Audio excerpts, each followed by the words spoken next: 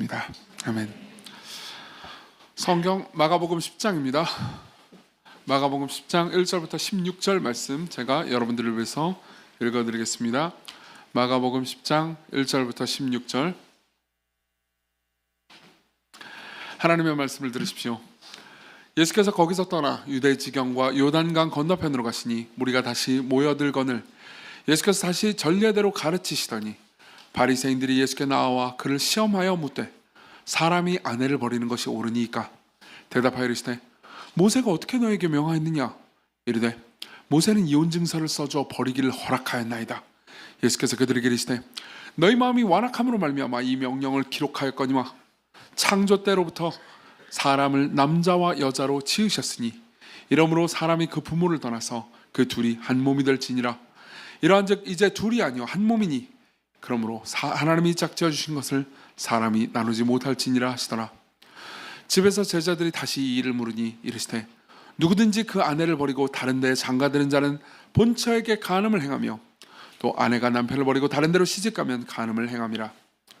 사람들이 예수께서 만져주심을 바라고 어린아이들을 데리고 오매 제자들이 꾸짖거늘 예수께서 보시고 노하시어 이르시되 어린아이들이 내게 오는 것을 용납하고 금하지 말라. 하나님의 나라가 이런 자의 것이니라.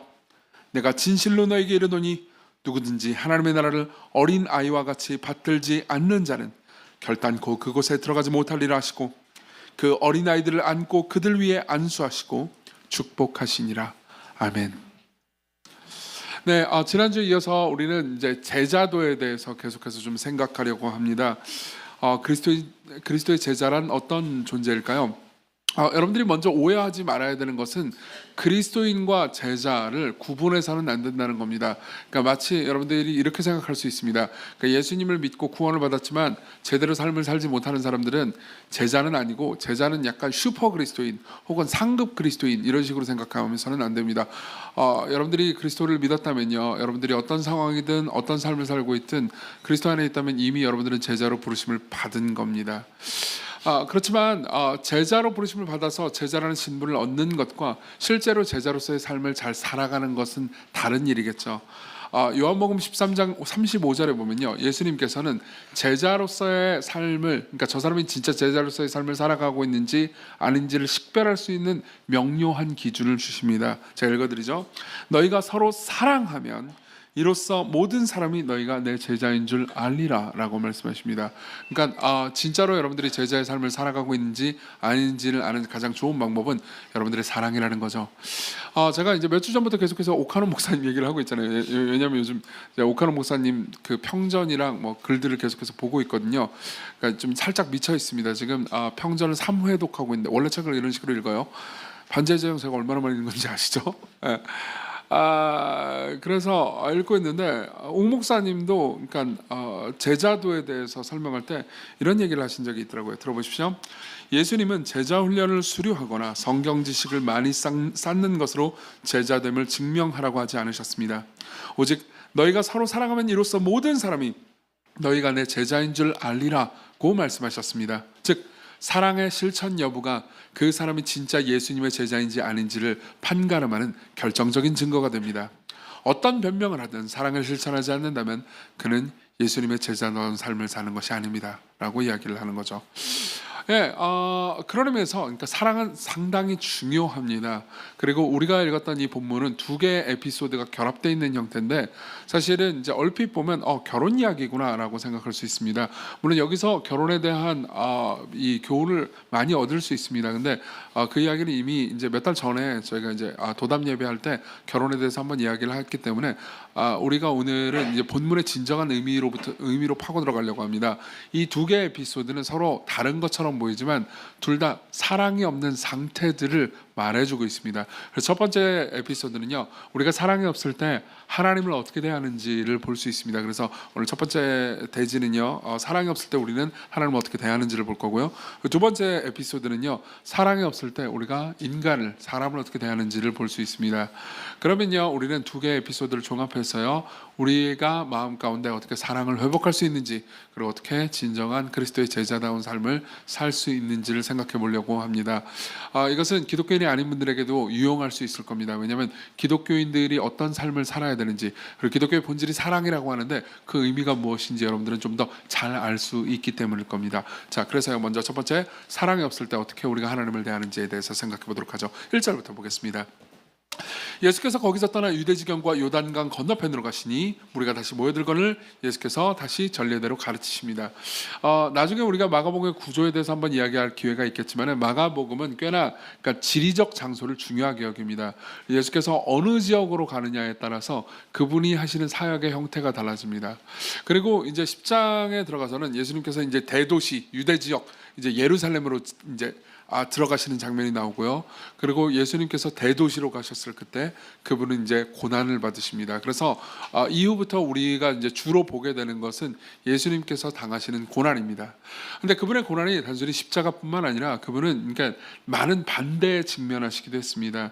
그리고 실제로 10절에서 우리는 그러니까 신학적인 논쟁 혹은 신학적인 반대 앞에 직면하게 됩니다. 참 재밌는 게요. 여러분들이 성경을 보잖아요. 그러면 예수님께서 많은 신학자들과 특히 당시 바리새인들과 논쟁을 하는 것을 볼 수 있는데 그걸 본 어떤 학자는 이렇게 말한 적이 있습니다. 인간은 얼마나 교만한 존재인지 신과도 신학 논쟁을 벌일 수 있는 존재다라는 표현을 씁니다. 흥미롭지 않습니까? 예수 그리스도는 하나님이십니다. 그리고 그분과 더불어서 당시의 신학자들은 신학 논쟁을 벌이고 있습니다. 인간이 그런 존재라는 거죠. 근데 어쨌든 간에 여기서 나오는 이제 바리새인들은요, 단순히 논쟁 정도가 아니고 예수님을 함정을 빠뜨리기 위해서 시험을 하려고 하고 있습니다. 우리 2절을 같이 보겠습니다. 자, 같이 읽겠습니다. 시작. 바리새인들이 예수께 나와 그를 시험하여 묻되 사람이 아내를 버리는 것이 옳으니까. 자, 이 질문을 이해하기 위해서는 당시의 그 상황의 배경 두 개를 알고 있어야 합니다. 첫 번째 배경은 성경적 배경입니다. 사실 이 질문을 던질 때 사람이 아내를 버리는 것이 옳습니까? 라는 질문을 던질 때 여기에는 신명기 24장의 배경이 있습니다. 그러니까 신명기 24장의 해석에 관한 논쟁이라는 거죠. 신명기 24장을 읽어드리겠습니다. 1, 2절입니다. 사람이 아내를 맞이하여 데려온 후에 그에게 수치되는 일이 있음을 발견하고 그를 기뻐하지 않으면 이혼 증서를 써서 그의 손에 주고 그를 자기 집에서 내보낼 것이요 그 여자는 그의 집에서 나가서 다른 사람의 아내가 되려니와 라는 말씀이 있습니다. 그럼 이걸 보면서 이게 이혼을 하는 경우 이혼 증서를 써가지고 보내라 라는 얘기로 보이잖아요. 근데 이혼을 할 수 있는 조건이 뭐냐? 여기 보면 수치되는 일이 있잖아요. 그렇죠? 그러니까 여기서 또 다른 배경을 하나 볼 수 있습니다. 그건 뭐죠? 그 당시에 신학적 논쟁이었습니다. 사실 정말 많은 사람들이 이 본문을 보면 당시의 신학적인 사람 중에서 그럼 여기서 말하는 수치되는 일이 대체 무엇일까 가지고 논쟁을 했습니다. 근데 그때 당시에 이제 신학적으로는 두 개의 여러 다른 학파들도 있긴 했는데 두 개의 주류 학파들이 있었습니다. 하나는 샴마이 학파라고 했습니다. 발음 잘해야 돼요. 샴마이 학파라고 있었고요. 또 하나는 힐렐 학파라고 있었습니다. 샴마이는 좀 보수적인 방식의 성경 해석을 하는 학파였습니다. 그래서 이들은 이렇게 생각했습니다. 여기서 말하는 수치되는 일이 무슨 그 강력 범죄라든가 아니면 간음이라든가 이런 것들이다. 그렇지 않으면은 절대 이혼할 수 없다라고 보수적으로 해석을 했죠. 근데 또 다른 학파가 있었습니다. 힐렐 학파였습니다. 힐렐 학파는 좀 더 진보적이고 약간 자유로운 학파였습니다. 그리고 그들은 자신들의 욕망에 충실한 학파였습니다. 그렇기 때문에 여기서 말하는 수치되는 일을요 어디까지 해석을 했냐면 이 고대 기록이 다 남아 있습니다. 그러니까 아내가 빵을 굽다 빵을 태워 먹어도 그것이 수치되는 일이다. 심지어 뭐죠? 그러니까 이 남편이 이제 다른 여성을 보는데 아내보다 훨씬 더 매력적인 여성을 발견한 것도 수치되는 일이다. 왜 외모 관리 안 했냐? 이 정도까지 해석을 했었어요. 그러다 보니까 어땠을까요? 당시에 이 두 학파가 서로 논쟁을 많이 벌였겠죠. 보통 남자들은 힐레를 선호하긴 했습니다. 당연히 그랬겠죠. 그리고 거기에는 이유가 있습니다. 왜냐하면 당시 배경에서 여성은 그러니까 남성과 동등한 사람이 아니었습니다. 그리고 당시에 돈이 많고 힘이 세고 좀 부유한 사람들 있잖아요. 그런 사람들은 여성을 쉽게 이용했습니다. 그러니까 결혼을 했다 하더라도 그 결혼한 사람이 자기 마음에 안 들잖아요. 그런 막 쉽게 이혼해 버렸다는 거죠.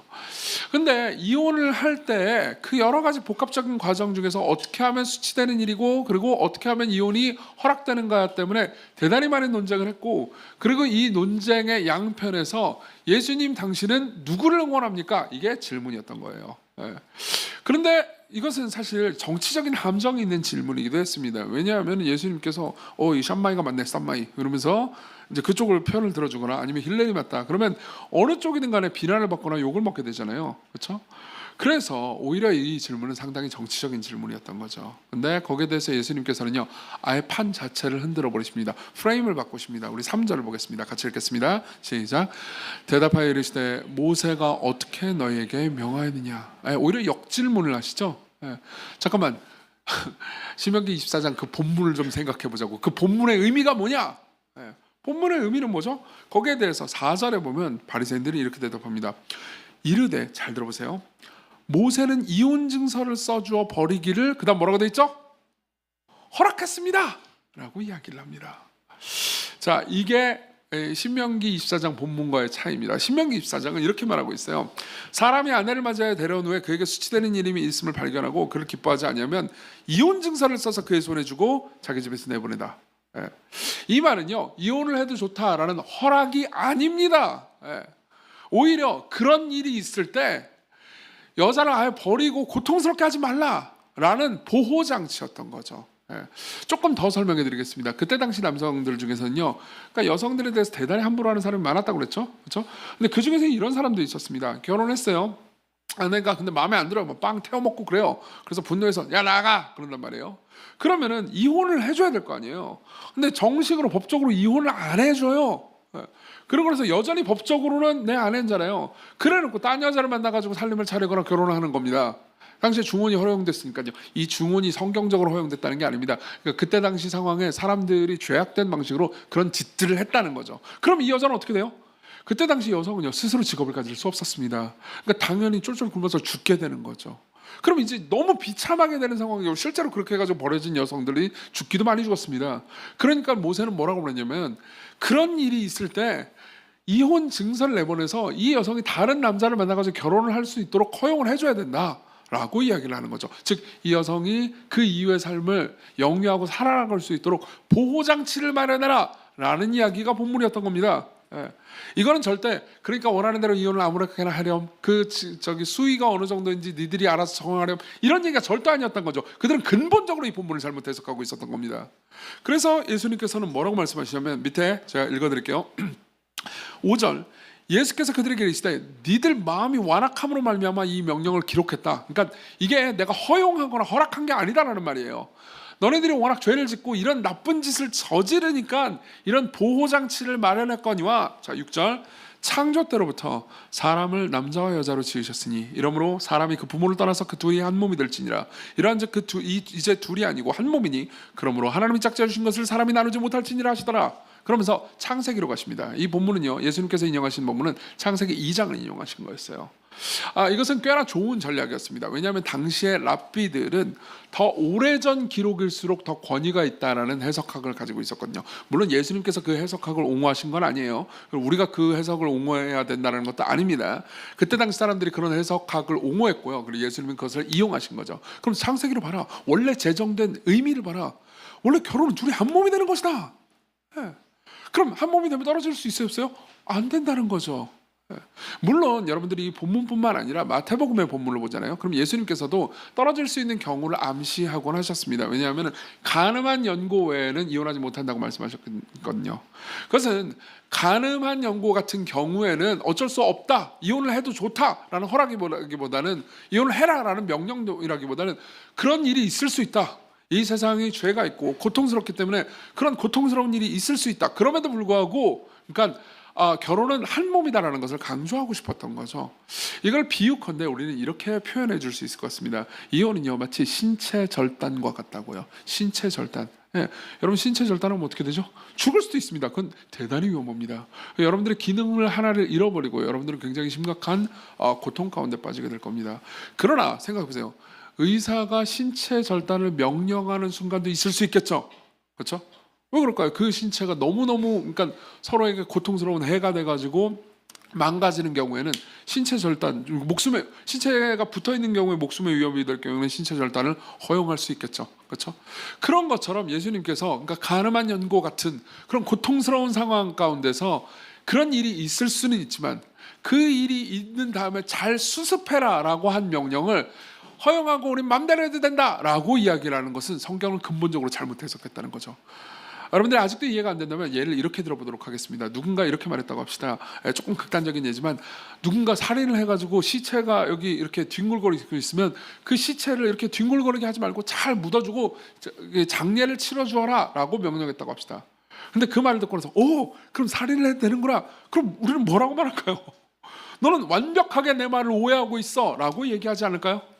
그것과 비슷한 겁니다. 지금 예수님께서는요, 당시의 바리새인들이 이 성경 본문을 자신의 정욕 혹은 음욕을 채우기 위해서 잘못 해석하는 것을 비판하신 거죠.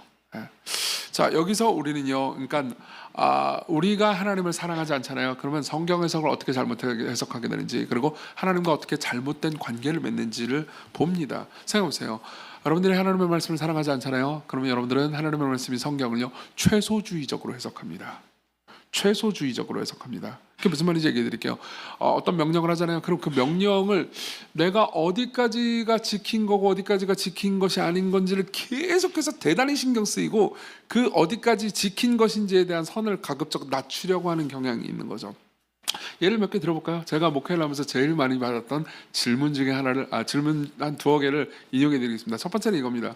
저는 여러 가지 방식으로 여러분들에게 헌금을 하도록 가르쳐 왔습니다. 당연히 그건 성경의 명령이니까요. 그렇죠? 그래서 성경에는 분명한 헌금의 가이드라인이 있습니다. 11조죠. 여러분들이 가지고 있는 재산의 10분의 1입니다. 그럼 그런 것들에 대해서 가르치면서 이게 하나님께서 여러분들이 재물을 사용하는 방식이고, 그리고 실제로 여러분들이 이걸 통해서 탐욕으로부터 구원받을 수 있습니다. 뭐 이런저런 얘기를 해준단 말이에요. 그죠? 그러면 제가 항상 듣는 질문이 있습니다. 뭘까요? 맞출걸요? 세전입니까? 세후입니까? 성경에 명료하게 안 나왔어요. 세전이에요? 세후? 당연히 명료하게 안 나오죠. 그렇죠? 세전입니까? 세후입니까? 처음에는 저는 늘 세전으로 해왔거든요. 그러니까 세전. 그러면 전부 다 그 다음에 뭐 세금을 통해서 뭐가 어떻게 되고 실수령액이 어떻고 나는 가난하고 막 얘기를 해요. 그러고 나서 뭐가 어떻고 그래? 그럼 세후로 해. 좀 생각해. 그냥 어차피 이건 가이드라인이니까요. 11조는 세후로 해. 그럼 세후로 하고 나서 제 생각엔, 제 머릿속에는 세후로 하고 나서도 그 연말정산 받아가지고 세금 그 혜택 받는 건 좀 제가 보기엔 불리해 보였거든요. 그래가지고 제 생각에 세후로 해. 그리고 연말정산 받지 마. 그랬거든요. 그러니까는 또 뭐 이렇게 듣더니 연말정산을 안 받으면 뭐가 어떻게 되고 하여튼간에 뭐가 하여튼 너는 불이하다 그러면서 계속 얘기하는 거예요. 그래가지고 뭐라고 했겠어요? 야, 그냥 받아. 귀찮아. 왜 그랬을까요? 생각해 보세요. 원래 11조의 정신은 이렇습니다. 구약성경에는 11조가 상대적으로 엄격하게 정의되어 있고요. 신약성경에는 약간 가이드라인처럼 정해져 있습니다. 예수님께서 11조를 하라고 말씀하시긴 했어요. 그렇지만 그것을 아주 엄격한 율법 준수의 기준으로, 그러니까 10%를 정확하게 하도록 하지 않으셨습니다. 오히려 기쁨으로 더 감사하게 즐거이 바치라고 말하죠. 억지로나 인색함으로 자신의 그걸 바치라고 하지 않습니다. 왜 그러냐면 이유가 있습니다. 모든 재물은요, 하나님께서 여러분들에게 조건 없이 공짜로 주신 것입니다. 그리고 그것은 선물이기 때문에, 하나님의 선물이기 때문에 이것을 나와 내 가족만을 위해서 쓰면은 내가 탐욕에 잠기기 쉽습니다. 우리 다음 주에 그 내용을 조금 더 자세히 볼 겁니다. 헌금 설교 듣기 싫으면 다음 주에 빠지시면 됩니다. 빠지지 마세요. 그러니까 무슨 말이냐면요, 이 모든 과정 중에서, 그러니까 하나님께서는 우리를 탐욕이라는 죄로부터 구해주시기 위해서 이 장치를 마련해 주셨다고요. 그러면서 기쁨으로 자기 자신을 드리는 게 목표입니다. 그래서 제가 이런 얘기를 되게 많이 했습니다. 여러분들이 만일 삶이 넉넉하고 실제로 여러분들이 그러니까 삶을 충분히 채우는 것 이상으로 본다면은 10에 2조든 3조든 더 하십시오. 기쁨으로 하십시오. 강요하지 않겠습니다. 라고 말하면서 또 이렇게도 말했습니다. 그러니까 여러분들이 너무 가난해. 나 지방에 살다가 서울 살면서 11조는커녕 내가 지금 이거 11조 정도로 하면 내가 이제 생계가 위험하다. 그럼 안 하셔도 됩니다. 꼭 10분의 1을 안 하셔도 됩니다. 혹은 여러분들이 이제 원하는 만큼 일단 정해 놓으십시오. 그리고 주기적으로 헌금이라는 방식으로 하나님을 예배하는 게 중요해요. 여러분들의 그 수입이 너무 적다면, 그러면 이 말을 들으면 여러분들 어떻게 행동하는지 아십니까? 그 너무 적은 수입의 범위를 계속해서 올립니다. 재밌지 않습니까? 이게 뭘 의미하는 거죠?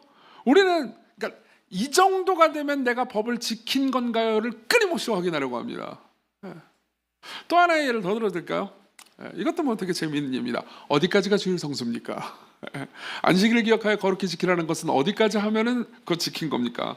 예컨대 내가 지금 이 낮 예배 왔으니까는 그걸로 끝난 건가요? 소그룹 모임에 안 참석하면 어떻게 되는 건가요? 오후 예배는요? 왜 자꾸 이렇게 모임을 만들죠? 힘들어 죽겠어요. 피곤했어요. 피곤해요. 내일 출근해야 돼요. 예. 여러분 여기에 있어서도 마찬가지입니다. 여러분들은 계속해서 그러니까 내가 뭘 한 거를 어디까지 하고 어디까지 하지 말아야지에 대해서 뭐라고 할까 스스로의 가이드를 지켰다는 걸 확신시키고 싶어합니다. 근데 이 모든 것을요 보면서 여러분들이 그러니까 어떤 기준을 알고 싶어 한다라는 욕망은 이해했습니다.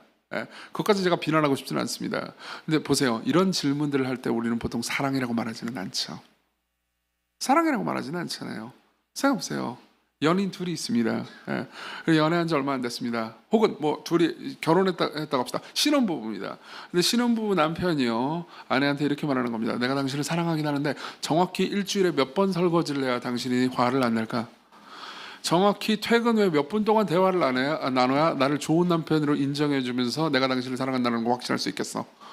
라고 질문한다면 여러분들은 그 질문 자체가 사랑이 없다는 것을 입증하는 질문이라는 것을 알게 될 겁니다. 당연하잖아요. 그죠? 보통 사랑하면 어떻게 되죠? 사랑하면 선을 생각하지 않기 마련입니다. 오히려 선을 넘는 것을 자신에게 있어서 기쁨의 영광이라고 생각하게 되죠. 진짜 사랑하잖아요. 그러면 그 사람이 나한테 명령하지 않아도 그 사람을 섬기고 싶습니다. 여러분들이 진짜 누군가를 사랑하잖아요. 그럼 그 사람의 소원이 내게 명령이 돼요. 그 사람의 소원마저도 내 명령이 됩니다. 제가 일부 때는 이해를 못 들었어요. 아내가 있어가지고. 제가 아내하고 연애하던 시절에요 명동거리를 걸어갔습니다. 그리고 아내는요 그냥 길거리 지나가면서 왜 가판대 파는 액세서리 가게 있잖아요. 그렇죠? 그걸 보면서 그냥 아내는 이렇게만 했을 뿐이에요. 저걸 갖고 싶다도 아니었어요. 저거 예쁘다였어요. 그 말이 저한테 어떻게 들렸을 것 같아요? 빨리 사네 로 들렸습니다. 당연히 아내 없을 때 몰래 가가지고 사가지고 아내한테 선물했죠. 왜요? 로맨틱하지 않습니까? 저도 이런 사람이라고요. 제가 T지만 T도 사랑할 줄 압니다. 네. 이렇게 사람을 섬기는 거 사랑하면요 그 모든 것들이 그러니까 자기에게 딱히 명령할 필요도 없이 섬기게 됩니다. 사실 구약 성경에 보면요 이걸 말해주는 대단히 아름다운 예가 하나 있습니다. 제가 구약 성경에서 되게 좋아하는 성경이 있는데 그게 룻기입니다. 물론 뭐 다 좋아하죠. 다 좋아하지만 룻기는 또 짧으니까 특별히 더 좋죠. 그런데다가 굉장히 엄혹한 사사 시대에 되게 따뜻한 이야기이기 때문에 저는 룻기를 되게 좋아합니다. 룻기에 대해서 설교한 적도 있고요. 근데 룻기에 보면 이제 보아스라는 멋있는 남성이 나옵니다. 이 사람은 대단히 부유하고요. 그리고 대단히 능력 있고 경건한 남성입니다. 근데 이 보아스는 이제 율법을 잘 지키고 율법을 정말 사랑하는 사람이었는데 당시의 율법 중에서는 이런 게 있었습니다. 이 곡식을 거둘 때요 이삭이 떨어지면 그걸 줍지 말아라 라는 법이 있었어요. 제가 읽어드리죠. 레위기 19장 9절입니다.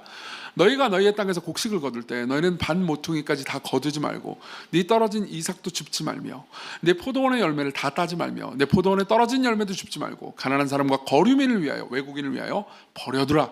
나는 너희 하나님 여호와니라 라는 말씀이 있습니다. 자, 이건 어떤 걸까요?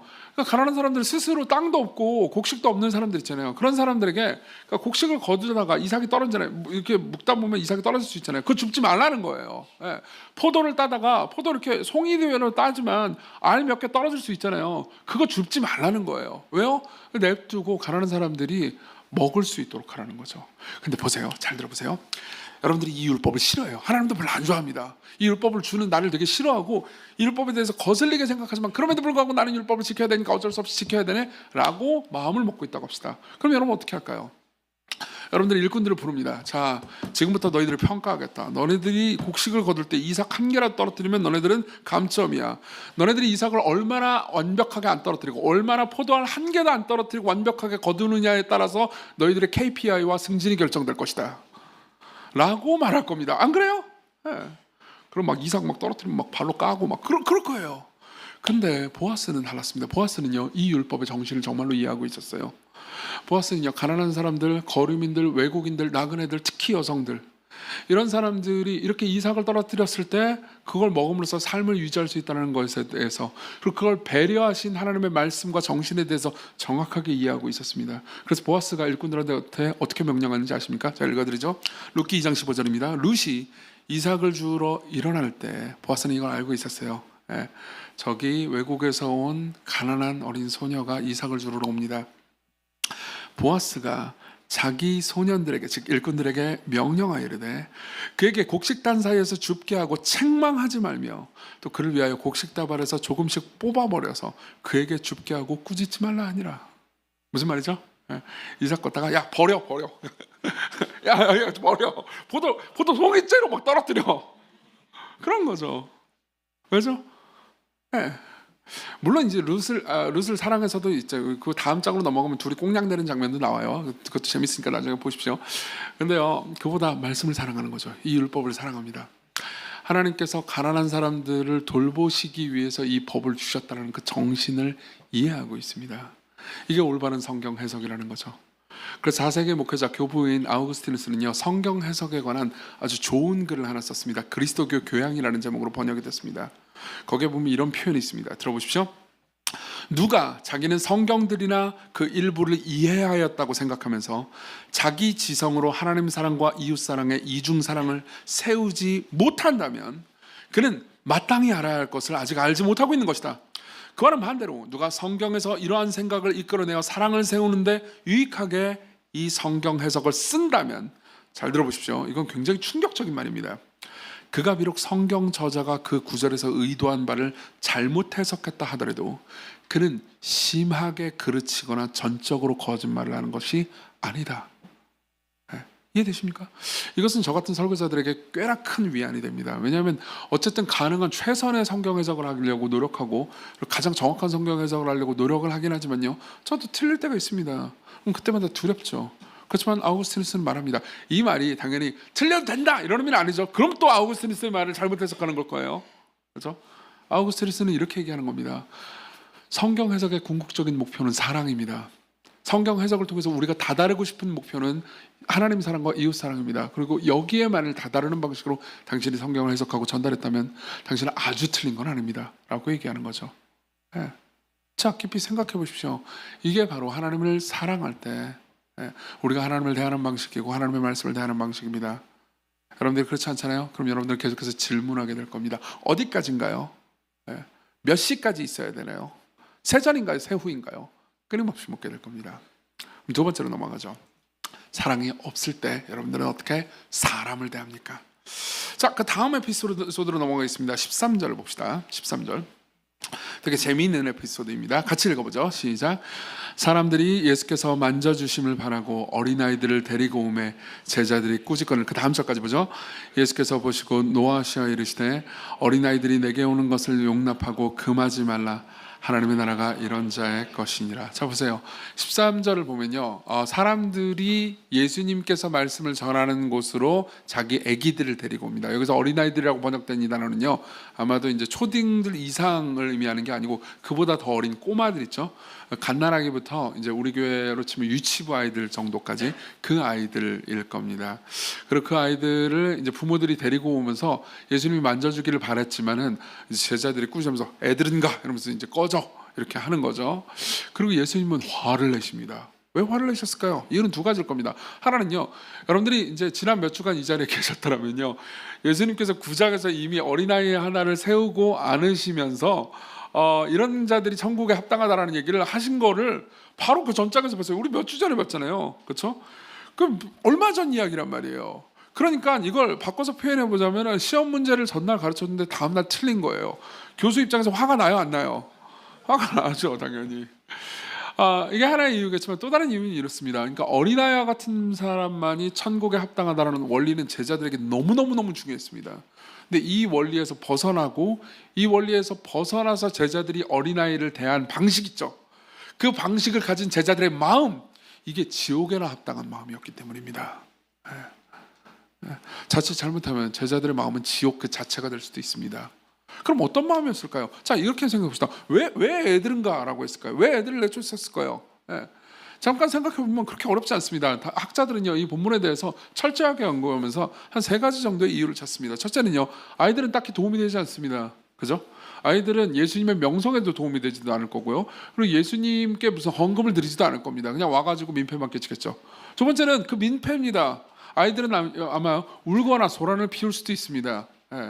실제로요, 정말 많은 분들이 예배 때 아이들 우는 거에 대해서 좀 싫어하시는 경우도 많습니다. 어떤 교회는 애들이 이제 들어오거나 하지 못하게 하는 경우도 많죠. 여러분, 제가 여담이긴 하지만요, 이런 말씀을 좀 드리죠. 시공교회는 노 키즈 존이 아닙니다. 시공교회는 예스 키즈 킹덤이에요. 하나님 나라는 원래 그런 것입니다. 애들이 울잖아요. 참으세요. 시공교회 초창기 개척했을 때, 그때 12명, 13명 이럴 때 있잖아요. 그때 이제 애기들을 낳았거든요. 근데 그 애들이 예배 시간에 같이 드렸어요. 그럼 애들이 울잖아요. 그러면은 그냥 우는 거랑 같이 예배를 드렸어요. 그래서 시간이 지나니까 사람들이 애기들이 울어도 설교를 잘 듣는 방식으로 훈련이 되더라고요. 참 신기해요. 다 돼요, 여러분. 다 됩니다. 우리 만일 이제 감신대로 3월부터 우리 감신대로 가서 예배하잖아요. 그럼 그때 뒤편에서 아기들이 좀 있을 수 있어요. 참으세요. 우리 교회는 예스 키즈 킹덤이에요. 아시겠죠? 자, 어쨌든 간에 이제 소란스럽게 하니까는 제자들 입장에서는 싫어했겠죠. 그러니까 나가라라고 했을 겁니다. 또 다른 이유는 이겁니다. 그들에게 예수님의 가르침이 무익해 보였겠죠. 저거 알아들을 수도 없잖아. 알아들을 수도 없는 거 왜 여기 있어야 돼? 쟤들이 무슨 이 깊은 예수님의 말씀을 이해하고 뭐 회심하겠어? 아니라는 거죠.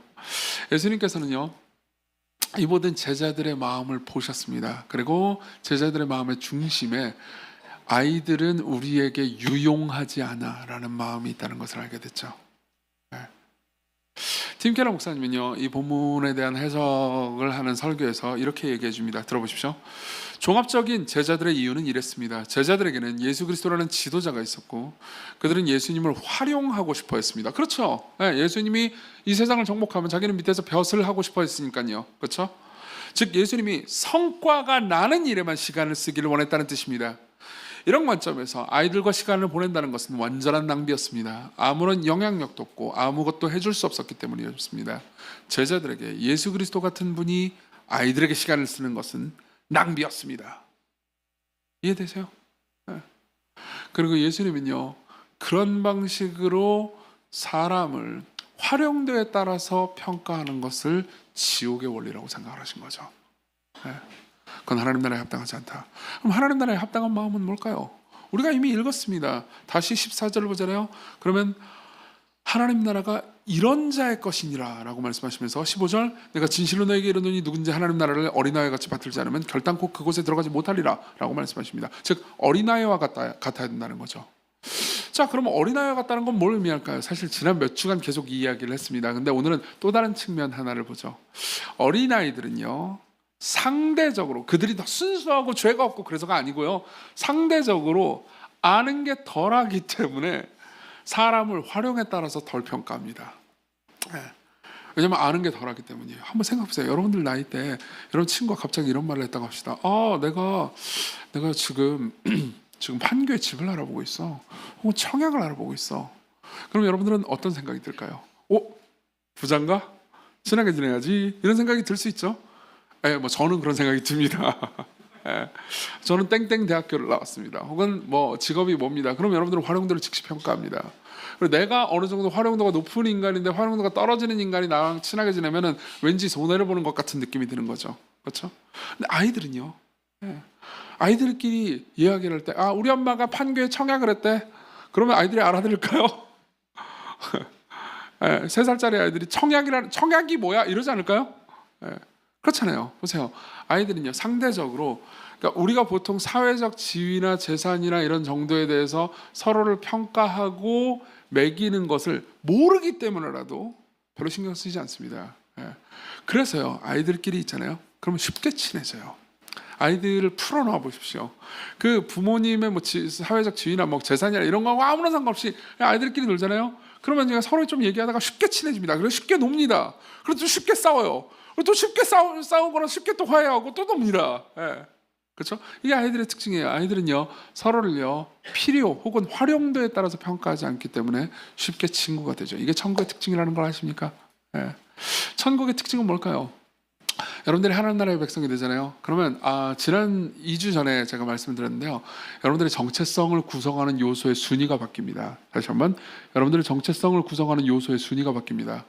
여러분들은 수많은 정체성 요소들을 가지고 있습니다. 여러분들은 성별에 따라서 혹은 뭐 여러분들의 학벌에 따라서, 여러분들의 직업에 따라서, 혹은 여러분들이 가지고 있는 재산이나 뭐 외모에 따라서 여러분들의 사회적인 여러 가지 정체성 구성 요소를 가집니다. 그렇죠? 근데 그 모든 정체성 구성 요소에는 순위가 있습니다. 내 삶에서 정치가 제일 중요하다. 그러면은 정치적인 마인드 있죠. 정치적인 그 입장, 그게 1 정체성이 되죠. 근데 여러분들이 복음을 받아들이게 되잖아요. 여러분들이 예수 그리스도를 여러분들의 삶의 주인과 구주로 받아들이게 되잖아요. 그러면 여러분들이 가지고 있는 모든 다른 정체성은 뒤쪽으로 밀려납니다. 그 정체성이 사라지진 않아요. 근데 그 모든 것들이 2차, 3차, 5차로, 4차, 5차로 막 밀려납니다. 그리고 1 정체성이 예수님을 믿는 하나님의 자녀가 되는 거죠. 즉 여러분들은 어린아이가 됩니다. 예. 나는 하나님의 자녀입니다. 그분이 나를 사랑하세요. 그럼 어떻게 될까요? 그 같은 정체성 안에서 여러분들은 쉽게 친구가 됩니다. 이걸 잘 나타내주는 예가 있습니다. 마틴 로이드 존스는 아마 여기에 대해서 가장 위대한 설교 예시를 들었을 겁니다. 이분은 이제 원래 의사입니다. 원래 설교자가 아니었어요. 원래 의사였습니다. 그것도 왕립 의사였습니다. 영국에서 왕립 의사면은 그 의사로서 오를 수 있는 거의 최고 수준의 높은 자리에 오른 겁니다. 아주 젊은 20대 젊은이가 왕립 의사가 됐습니다. 그러면요, 이제 앞으로는 출세길이 다 트였다고 생각했을 겁니다. 근데 그러다가 그때 회심을 하게 돼요. 그때 예수 그리스도를 자신의 삶의 주와 구주로 받아들이게 됩니다. 그리고 어떻게 했냐면 설교자로 자기를 하나님께서 부르신다라는 것을 느낀 나머지 이제 견딜 수가 없어서 이제 설교자로 봉사하기 위해서 웨일즈로 갑니다. 웨일즈가 자기의 고향이었어요. 웨일즈의 시골 깡촌에서 복음을 전하는 설교 사역을 하기 시작해요. 예. 근데 그때 로이드 존슨은요, 흥미로운 사실을 하나 알게 됩니다. 거기서 만난 교회에서 복음을 듣고 회심하고 예수님을 아는 사람들이랑 너무 재미있게, 너무 친하게, 너무 행복하게 지낼 수 있었다는 사실이었죠. 예. 로이드 존슨 목사님의 말을 들어보십시오. 나는 글을 읽을 줄도 쓸 줄도 모르는 80대 노파지만 예수 그리스도를 사랑하는 여성과 대화하는 것이 훨씬 더 즐겁다. 런던에서 나와 같은 서열, 나와 같은 지위, 교육 수준을 가진 사람들과 가죽 의자에 앉아서 다리를 꼬고 대화할 때보다 여기서 훨씬 더 깊은 유대감을 느낀다. 무슨 말인지 이해되십니까? 여러분들이 하나님의 자녀가 되는 것이, 즉 어린아이가 돼가지고 하나님의 자녀가 된 것이 첫 번째 정체성으로 바뀌잖아요. 그럼 여러분들은 이전에는 신경 쓰였던 여러 가지 다른 정체성 요소들 있죠? 그게 별로 신경 쓰이지 않게 됩니다. 네. 그냥 너무 편안하게 돼요. 다른 모든 것들이 신경 쓰이지 않게 되고, 저 사람이 사랑하는 예수님을 나도 사랑한다는 것이 너무 기쁩니다. 예. 저 사람이 누리는 안식을 나도 누린다는 것, 저 사람이 경험한 기적, 하나님께서 그를 사랑하셔서 그를 구원주셨다는 그 기적을 내가 경험했다는 것이 너무 기쁩니다. 생각해보세요. 우리는 보통 기적을 믿는다고 하면, 기적을 내가 경험했다고 하면 사람들이 안 믿어주잖아요. 그렇죠? 예, 기적을 경험했어, 안 믿잖아요. 근데 이곳에 오면요, 복음을 믿는 사람들 가운데 있으면 네가 경험한 기적 나도 경험했어 라고 말할 수 있는 사람이 됩니다. 그렇죠? 여러분, 주일이 왜 안식일인지 아시나요? 예. 주일 나와가지고 여기 지금 이 좁은 공간에서 설교도 길게 듣고 별로 쉬는 것 같지 않은데요? 아니에요. 진짜 여러분, 주일날 안식을 누리는 사람들은요, 같은 정체성 요소를 1번 정체성으로 가지고 있는 사람들의 친구가 거기 있기 때문에 말이 통해서 쉬게 됩니다. 예. 같은 생각, 같은 마음을 가지고 있어요. 저 사람이 사랑하는 그분을 나도 사랑합니다. 네. 세상에서 누구도 이 마음을 다 이해해 주지 못합니다. 그렇지만 그 사람은 나를 이해해 줄 수 있어요.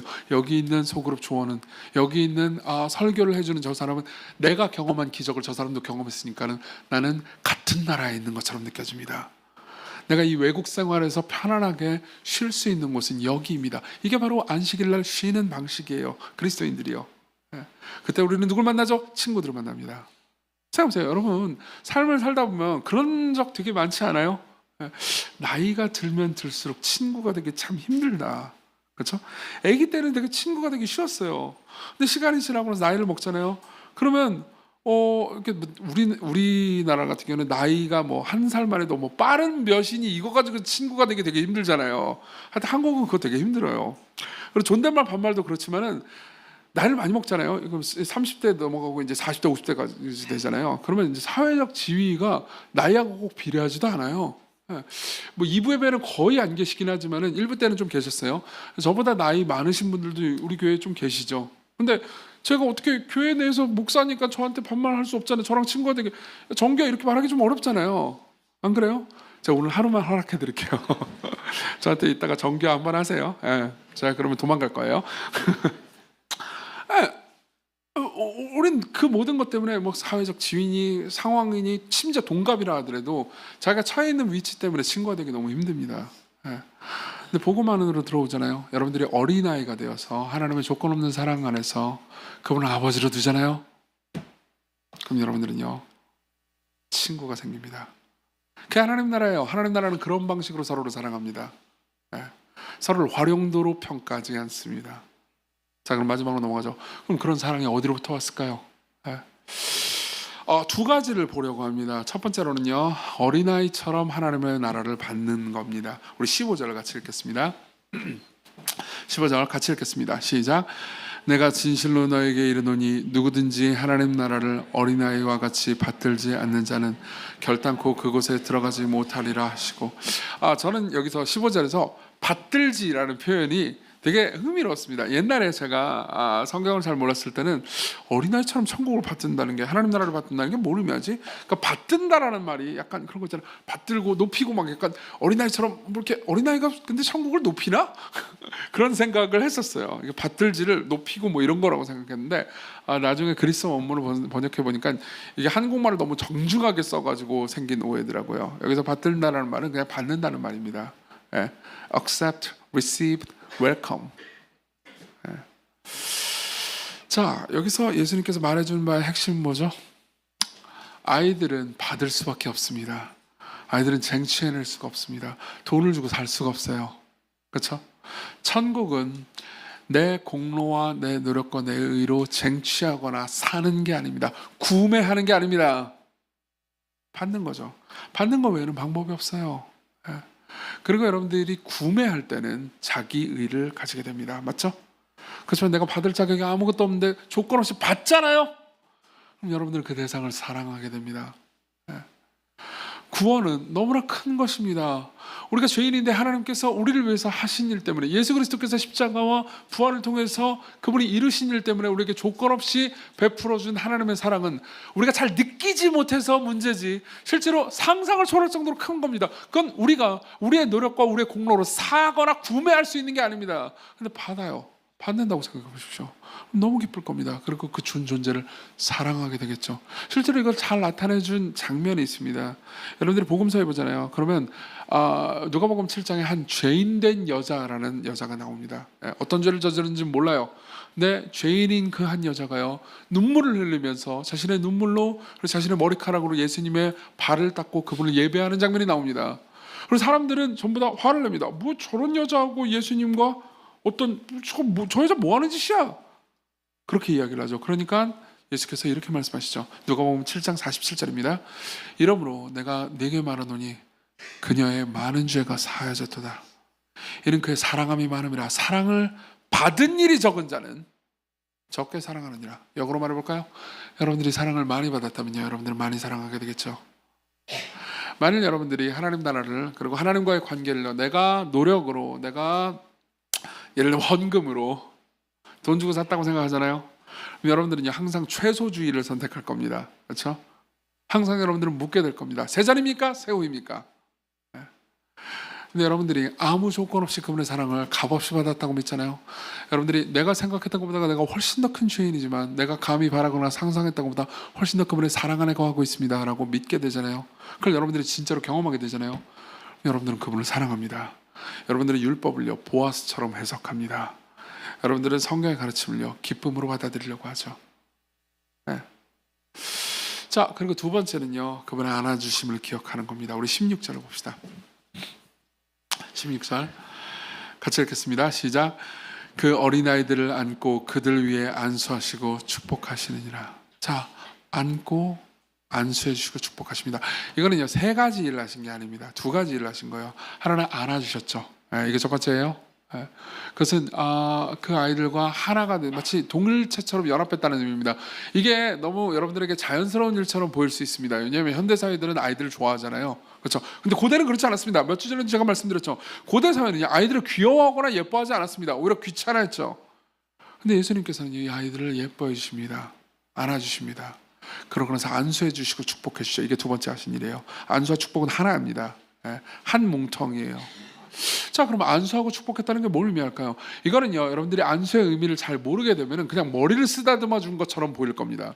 제가 우리 교회 아이 어떤 하나를 함께 안아주고 이렇게 안수해 주면은 여러분 어떻게 느끼세요? 그냥 목사님이 쟤를 예뻐하는 거라처럼 느껴지잖아요. 그렇죠? 근데 이 고대 사회에서, 특히 이스라엘에서 안수의 의미를 정확하게 아는 사람은요, 이게 아주 종교적인 행위라는 것을 알게 됩니다. 그러니까 단순히 애를 예뻐해 주는 게 아니에요. 지금 이 광경을 보는 제자들과 사람들은 되게 놀랐을 겁니다. 저 안수를 저 아이들에게 해준다고? 지금 안수의 의미가 뭔지 알고 저 얘기를 하는 건가? 당연히 알고 하시는 거, 알고 그 일을 하시는 거죠. 그렇죠? 그러면 안수의 의미는 뭘까요? 안수의 의미는 전가입니다. 전가요. 여러분 책임 전가라는 말 아시죠? 네. 여러분들이 구약 성경을 보잖아요. 그러면요, 고대 사람들이, 이스라엘 백성들이요, 양이나 염소 같은 것들을 끌고 와서 머리에 안수하는 것을 볼 수 있습니다. 예. 양이나 염소를 끌고 와서 머리에 안수합니다. 그게 뭘 의미할까요? 내가 저지른 모든 죄 있죠. 내가 받아야 되는 모든 형벌을 이 양에게, 염소에게 전가합니다. 그럼 어떻게 하죠? 제사장은요, 이 양과 염소를 끌고 가서 불태워 버립니다. 조각내 버립니다. 끔살당합니다. 이게 의미하는 말은 간단합니다. 이 양이, 혹은 이 어린 염소가 내가 받아야 되는 형벌을, 내가 저지른 죄를 가져갔기 때문에, 전가되었기 때문에 내가 받아야 되는 형벌을 이 염소가 대신 받고 있다는 거죠. 그렇죠? 자, 그러면 예수님은 죄가 있을까요? 없습니다. 그럼 죄가 없는 예수님이 안수를 해줬다는 건 도대체 뭘 전가해줬다는 걸까요? 그분의 의로움, 그분이 받을 신분, 그분이 받을 사랑, 그분이 가진 나라를 전가해 줍니다. 이것은요, 마가복음을 처음 읽는 독자들에게, 지금 우리가 대충 읽을 때는 잘 모르지만요, 마가복음을 처음 읽는 독자들에게는 앞으로 닥칠 비극의 서막 같은 것이었습니다. 잠깐만, 예수님이 자기가 받을 사랑을 이 아이들에게 전가해 준다고? 그럼 예수님은 뭔가를 잃어야 합니다. 도대체 뭘 잃을까요? 장면이 바뀝니다. 네. 여러분들이 십자가로 가잖아요. 그러면 여러분들은요, 십자가상에서 어린아이가 하나 있다는 걸 알게 됩니다. 아무리 생각해도 십자가상에서 어린아이가 없었는데, 아니요, 하나 있었어요. 하나 있었습니다. 많은 사람들이 있었고요, 군병들이 있었고요, 예수님 옆에는요, 강도 둘이 있었죠. 처음에는 두 강도 모두 예수님을 비난하고 힐난했습니다. 근데 그 과정 중에서 예수님께서 말하죠. 아버지요, 저들을 용서해 주십시오. 지금 저들은 자기가 뭘 하고 있는지 모릅니다. 그렇게 말씀하신 순간 이 한 명 말고 또 다른 한 명의 강도 있잖아요. 그 강도는 어린아이로 변합니다. 어린아이의 특징이 뭐라고 그랬죠? 자기가 기여할 수 있는 게 아무것도 없어요. 자기가 하나님 나라를 얻기 위해서 자기가 한 건 아무것도 없습니다. 강도는 어떻게 삶을 살았을까요? 평생 죄를 지었을 겁니다. 하나님 나라를 받기 위해서 율법을 지키는 것 상상도 할 수 없었죠. 샴마이나 힐렐보다 훨씬 더 율법을 안 지키고 있었을 겁니다. 그는 평생 하나님을 노골적으로 대적한 사람이었습니다. 그리고 평생 사람을 죽이면서, 아마 이 강도가 된 걸로 봐서요, 많은 사람들을 죽였을 가능성이 높습니다. 실제로요, 여기서 말하는 강도는 단순히 도둑을 의미하는 게 아닙니다. 십자가 형벌을 받을 정도로 중죄를 저질렀다면요, 많은 사람을 죽였을 겁니다. 그것은요, 그 사람이 평생 인간을 볼 때 이용가치로만 됐다는 것을 의미하죠. 그렇죠? 이 강도는 하나님께 순종한 게 아무것도 없습니다. 그렇기 때문에 하나님 앞에서 무언가를 달라고 하면은 그냥 조건 없이 달라고 말할 수밖에 없습니다. 이 강도가 무엇을 받을 수 있다면 그건 순전한 은혜지, 자신의 공로나 의를 주고 살 수 있는 건 아무것도 없었습니다. 이때 강도는요, 어린아이가 될 수밖에 없었죠. 어린아이의 특징은 뭐죠? 그냥 달라고 할 수밖에 없습니다. 어린아이는 자신의 공로를 의지하지 않고 달라고 말하는 그 존재의 선의를 믿을 수밖에 없습니다. 그 존재의 사랑을 믿을 수밖에 없습니다. 그리고 말하죠. 당신의 나라에 임하실 때 나를 기억하소서. 그나마 이 강도가 바랬던 것은 자기를 구원해달라는 것도 아니었고, 심지어 자기가 천국에 데려가달라는 것도 아니었습니다. 기억 정도나 해달라는 거였습니다. 그것도 대단한 호의라고 생각했을 겁니다. 그리고 강도는요, 무슨 어떤 확신을 가지고 있었던 것도 아닙니다. 내가 이 말을 하면 예수님께서 나를 구원해 주실 것을 난 믿음으로 받습니다. 이런 거 아니었다고요. 네. 나는 평생 엉망진창으로 살았습니다. 당신의 나라에 절대 임할 수 없겠죠. 하지만 당신은 임하시겠죠. 그때 나 같은 놈이 있었다는 걸 기억이나 해주십시오. 그 기억조차도 내겐 은혜니까 그냥 기억이나 해주세요. 그분은 뭐라고 말씀하시죠? 어린아이와 같은 사람만이 천국에 합당하다는 것을 실제로 실천하시죠. 내가 오늘 나와 함께 낙원에 있으리라. 아니, 나는 너를 기억만 하기를 원치 않는다. 나는 너와 함께 하고 싶다. 내 나라가 너의 것이다. 자, 보세요. 우리가 읽었던 이 본문의 장면에서 어린 아이를 안아주었던 그 팔은 십자가에 양손이 못 박히고 있습니다.